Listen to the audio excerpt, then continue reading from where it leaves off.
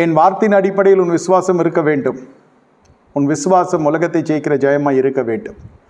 கற்பனைகளுக்கும் மனதின் விருப்பத்திற்கும் விசுவாசத்துக்கும் பெரிய வித்தியாசங்கள் உண்டு. நம்பப்படுகிற உறுதியும் காணப்படாத நிச்சயமாக இருக்கிறது விசுவாசம். எல்லா சூழ்நிலையிலும் சூழ்நிலைக்கு மேலாகவும் உன் விசுவாசம் காணப்பட வேண்டும். உன் விசுவாசத்தை நிரூபித்து காட்டு.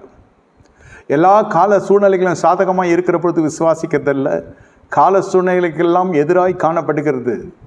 சூழ்நிலைகளுக்கு எதிராக நிற்கிறது காரியங்கள். அதை அப்பொழுது என்னுடைய வார்த்தையை விசுவாசிக்கிறது தான் விசுவாசம். விசுவாசை துவக்கிற விசுவாசை முடிக்கிறமாய் கர்த்தர் நான். சுற்றி நெருக்கி உள்ள பாவத்தை தள்ளிவிட்டு உன் ஓட்டத்தை ஓடுகிற வரை உன் விசுவாசம் என்னுடைய எதிர்பார்ப்பின்படி வராது. பாவத்தோடு கூட விசுவாசத்தோடு கூட காணப்படுவோம் நினையாதே. பாவத்தை தள்ளிவிடுகிற அனுபவம் இருந்தால் மட்டுமே விசுவாசம் துளிரோட ஆரம்பிக்கும்.